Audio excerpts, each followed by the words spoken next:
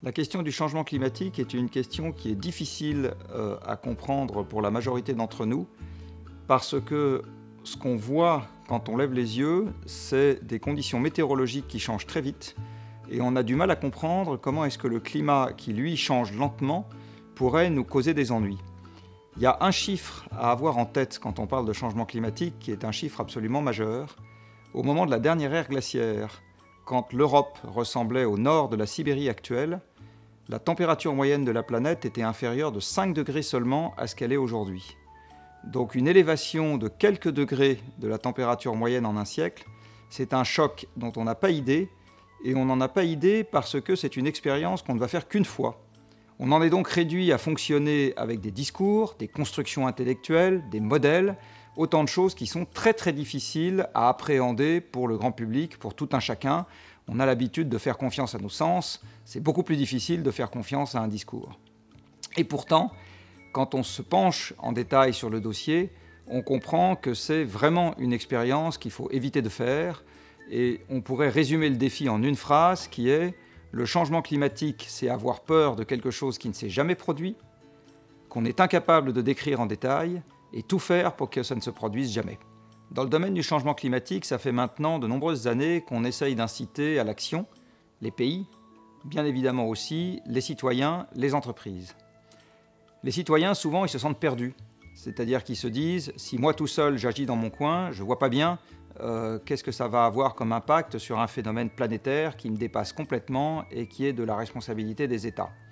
En fait, il ne faut pas oublier que les États, c'est une somme de citoyens et que certes, le monde est vaste, mais enfin, ça n'est jamais que l'addition de 7 milliards d'individus et on voit mal comment le monde pourrait agir si chacun des 7 milliards d'individus n'agit pas. Les entreprises tiennent une place à part dans cette affaire parce que les grandes entreprises en particulier sont les seules entités supranationales, c'est-à-dire qui vont au-delà des États, qui peuvent agir en bloc. Dans les grandes entreprises, c'est très différent. Si on prend une entreprise comme Orange, par exemple, une instruction unique peut mettre en mouvement des choses qui se passent à la fois en France, en Pologne, en Espagne et ailleurs. Donc les grandes entreprises ont un rôle très particulier à jouer dans le cadre de la lutte contre le changement climatique parce qu'elles peuvent mettre en œuvre des décisions qui dépassent les frontières des États. Dans le domaine des technologies de l'information, quelques chiffres pour avoir le problème en tête.